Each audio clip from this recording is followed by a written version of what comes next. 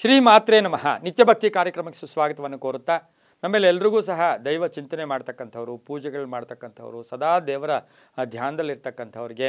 ಪೂಜಾ ಸಮಯ ಯಾವುದು ಯಾಕೆಂತ ಹೇಳಿದ್ರೆ ಪ್ರತಿಯೊಬ್ಬರಿಗೂ ಸಹ ಬ್ರಾಹ್ಮಿ ಮುಹೂರ್ತ ಅಭಿಜಿನ್ ಮುಹೂರ್ತ ಗೋಧೋಳಿ ಮುಹೂರ್ತ ಗೊತ್ತಿರ್ತಕ್ಕಂಥದ್ದು ಬೆಳಗಿನ ಜಾವ ಕೆಲವರು ಮಧ್ಯಾಹ್ನ ಪೂಜೆ ಮಾಡ್ತಾರೆ ಕೆಲವರು ಸಂಧ್ಯಾಕಾಲ ಮಾಡ್ತಾರೆ ಕೆಲವರು ಯತಿವರೇಣ್ಯರಿರ್ಬೋದು ಮಠಾಧೀಶರಿರ್ಬೋದು ತ್ರಿಕಾಲ ಪೂಜೆ ಕೂಡ ಮಾಡ್ಕೋತಾರೆ ಆದರೆ ಸಾಮಾನ್ಯ ವ್ಯಕ್ತಿಗಳು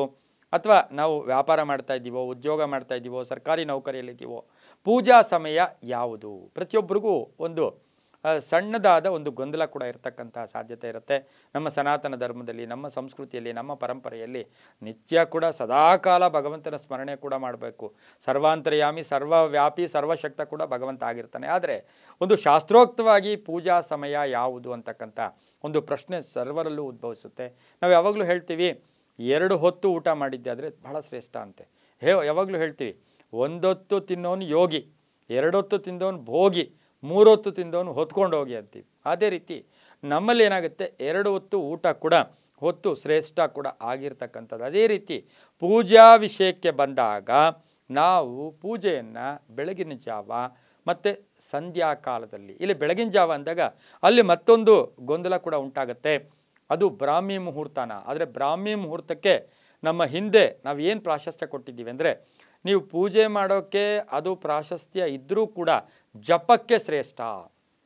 ನಾವು ಎದ್ದ ತಕ್ಷಣ ಬ್ರಾಹ್ಮಿ ಮುಹೂರ್ತದಲ್ಲಿ ನಾವು ಆ ಪರಿಕರಗಳನ್ನು ಈ ಪರಿಕರಗಳನ್ನು ಪೂಜೆಗೆ ಎಲ್ಲವನ್ನು ರೆಡಿ ಮಾಡ್ಕೊಳ್ಳೋದ್ರಲ್ಲೇ ಬ್ರಾಹ್ಮಿ ಮುಹೂರ್ತ ಕಳೆದೋಗುತ್ತೆ ಬ್ರಾಹ್ಮಿ ಮುಹೂರ್ತಕ್ಕೆ ಏನು ಹೇಳುತ್ತೆ ಅಂದರೆ ಜಪಕ್ಕೆ ಧ್ಯಾನಕ್ಕೆ ಅದಕ್ಕೇ ವಿದ್ಯಾರ್ಥಿಗಳು ಆ ಸಮಯದಲ್ಲಿ ಏನಾದರೂ ಅಭ್ಯಾಸ ಮಾಡಿದ್ದೆ ಆದರೆ ಅದು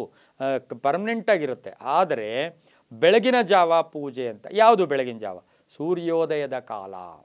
ನಾವು ಸಾಮಾನ್ಯವಾಗಿ ಸೂರ್ಯೋದಯದಲ್ಲಿ ಅಗ್ನಿಹೋತ್ರ ಮಾಡ್ಕೋತಾರೆ ಕೆಲವರು ವಿಶೇಷವಾಗಿ ಪೂಜೆಯನ್ನು ಮಾಡ್ಕೋತಾರೆ ವಿಶೇಷವಾಗಿ ಅವರವರ ಭಾವನೆಗೆ ತಕ್ಕಾಗಿ ಮಾಡ್ಕೋತಾರೆ ಆದರೆ ಸೂರ್ಯ ಉದಯಿಸುವ ಸಮಯದಲ್ಲಿ ಯಾರು ಪೂಜೆ ಮಾಡ್ತಾರೋ ಅದು ಶ್ರೇಷ್ಠವಾದ ಸಮಯ ಕೂಡ ಆಗಿರುತ್ತೆ ತುಂಬಾ ಒಳ್ಳೆಯದಾಗತ್ತೆ ಜೊತೆಗೆ ಅದಾದ ಮೇಲೆ ಸಂಧ್ಯಾ ಸಮಯದಲ್ಲಿ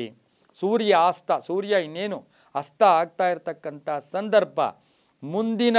ಏನು 30 ಹಿಂದಿನ 30 ಶ್ರೇಷ್ಠವಾದ್ದು ಆ ಸಮಯದಲ್ಲಿ ದೀಪ ಹಚ್ಚತಕ್ಕಂಥದ್ದು ಸಂಧ್ಯಾಕಾಲದ ದೀಪ ಸಂಧ್ಯಾದೀಪ ನಮೋಸ್ತುತೆ ಅಂತೀವಿ ಸಂಧ್ಯಾಕಾಲದ ದೀಪ ತುಂಬಾ ಒಳ್ಳೆಯದು ಆದರೆ ಒಂದು ಹೇಳ್ತಾರೆ ಈ ಪೂಜೆಗಳಿಗೆ ಜಾತಿ ಮತ ಭೇದ ನಾವು ಇಟ್ಕೊಳ್ಳೋದೇ ಇಲ್ಲ ಎಲ್ಲರೂ ಮಾಡ್ಬೋದು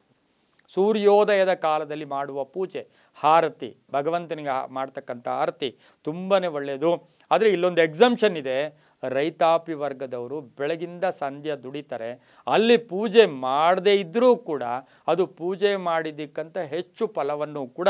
ಕೊಡುತ್ತೆ ಆದರೆ ಉದ್ಯೋಗದ ಒತ್ತಡಗಳಲ್ಲಿರ್ತಕ್ಕಂಥವ್ರಿಗೆ ನಾವು ಬೆಳಗ್ಗೆ ಬೇಗ ಎದ್ದು ಹೋಗಬೇಕು ಆ ಸಮಯದಲ್ಲೂ ಕೂಡ ಜಪ ಮಾಡಿಕೊಂಡು ಏನೋ ಒಂದು ಧ್ಯಾನ ಮಾಡ್ಕೊಂಡು ಹೊಟ್ಟೋದ್ರೆ ಅದು ತುಂಬಾ ಒಳ್ಳೆಯದಾಗ್ತಕ್ಕಂಥ ಯೋಗ ಕೂಡ ಇರುತ್ತೆ ಹಾಗಾಗಿ ತುಂಬ ಒಳ್ಳೆಯದು ಯಾರು ಮಾಡಬೇಕು ಪೂಜೆ ಈ ಪ್ರಶ್ನೆ ಕೂಡ ಉದ್ಭವಿಸುತ್ತೆ ನಾವು ಸಾಮಾನ್ಯವಾಗಿ ಯಾರಿಗಾದ್ರೂ ಲಗ್ನ ಪತ್ರಿಕೆ ಕೊಡಬೇಕು ಅಂದರೆ ಎಲ್ಲರ ಹೆಸರು ಬರ್ಕೊಳ್ಳಲ್ಲ ಮನೆ ಯಜಮಾನ ಯಾರು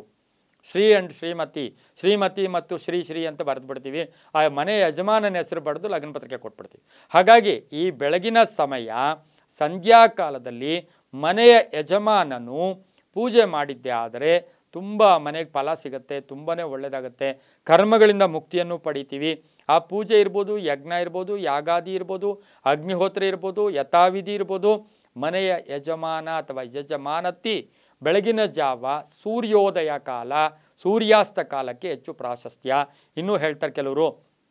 ಮಧ್ಯಾಹ್ನನೂ ಮಾಡ್ಬೋದಾ ನಿಮ್ಮಿಷ್ಟ ಅದಕ್ಕೆ ನಮ್ಮದು ರಿಸ್ಟ್ರಿಕ್ಷನ್ಸ್ ಏನೂ ಇಲ್ಲ ಆದರೆ ಈ 2 ಪೂಜೆಗಳಿಂದ ತುಂಬಾ ಒಳ್ಳೆಯದಾಗ್ತಕ್ಕಂಥ ಯೋಗ ಕೂಡ ಇರುತ್ತೆ ತುಂಬಾ ಒಳ್ಳೆಯದಾಗುತ್ತೆ ಸರ್ವೇ ಜನ ಸುಖಿನೋ ಭವಂತು ಸಮಸ್ತ ಸನ್ಮಂಗಳಾನಿ ಭವಂತು